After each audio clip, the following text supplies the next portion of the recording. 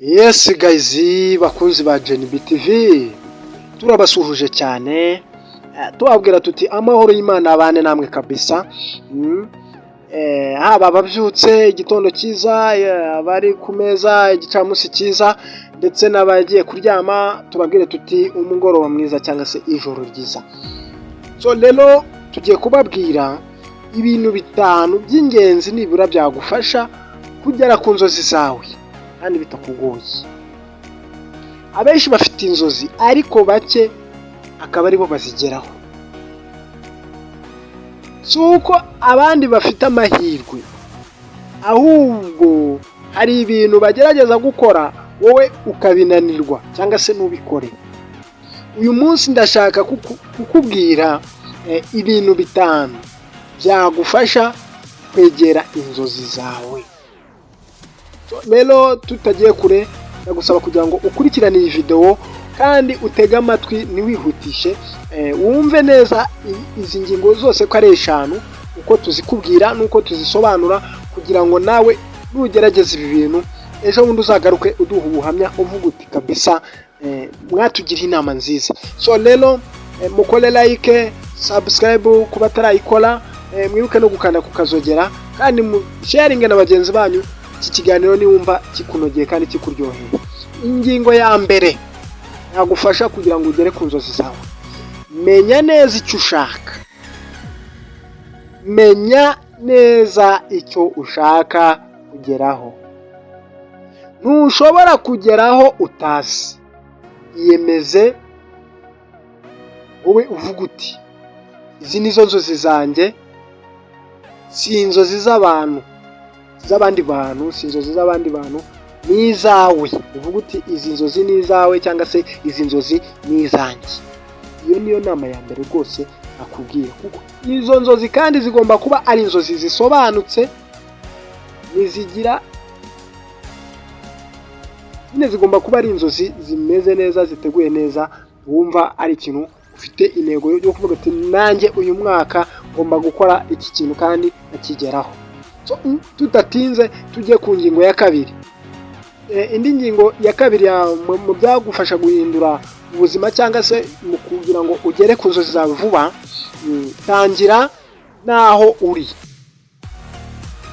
Ntutekereze igihe cyiza, ntutegereze ibikoresho byuzuye, tangira n'ibyo ufite. Tangirana n'ubushobozi ufite. Utangirane imbaraga ufite, witegereza kuvuga ngo njyewe nzatangira ko mfite ibintu byinshi, nzatangira ari uko nabonye ibishoro byinshi, cyangwa se nzatangira ari uko ari ibintu byinshi nyine maze kugeraho. Intambwe ntoya itangirwa uyu munsi. Intambwe ntoya watangiye uyu munsi iruta gutegereza imyaka yose. Iyo ni inama ya kabiri ndimo kubabwira. So tujye ku nama ya gatatu.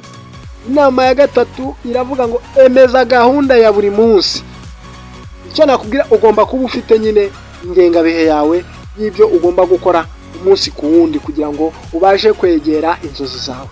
Inzozi ntizigerwaho n'icyifuzo gusa, zigerwaho n'imyitozo ya buri munsi. Niyo byaba iminota 30 ku munsi, kora ikintu kigana ku nzozi zawe. Ndababwira rero kuri iyi ngingo ya gatatu ugomba kuyitondera. Ugomba kumenya uti uyu munsi ndakora iki, uyu munsi ndakorera aha ngaha, kugira ngo nyine bigufashe. Kandi ugomba gukora ibintu bijyanye n'inzozi zawe, apana kujya mu bintu byo hirya no hino ugenda uvangavanga. Ugomba nyine kwita ku kintu cy'inzozi zawe. Nibura yaba iminota 30 ku munsi, cyangwa gusa bibaye byiza nyine wajya ukora amasaha ashoboka. Ingingo ya kane, emera gutsindwa wige. Hari abantu banga gutsindwa, hari abantu banga gukora ibintu ngo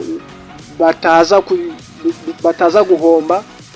Uzagwa, uzibeshya, uzabona bidakunze. Ariko gutsindwa si iherezo, ahubwo ni isomo.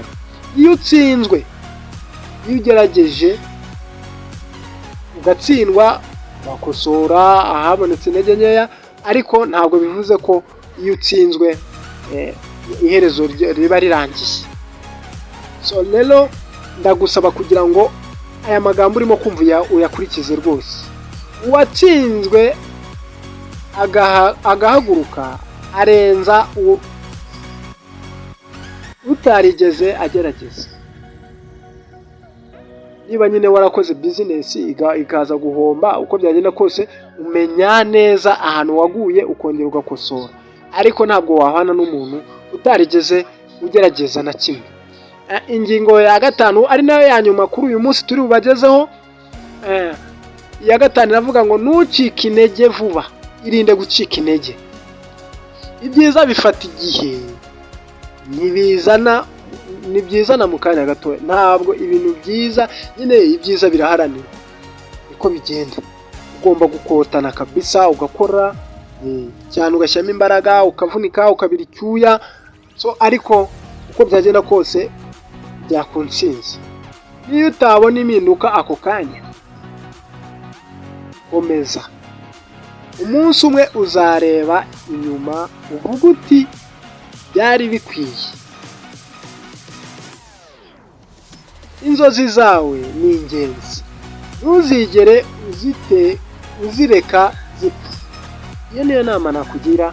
Inzozi zawe rwose ntuzigere uzipfobya. Tangira uyu munsi, komera kandi ukomeze, kuko inzozi zigerwaho iyo wagerageje.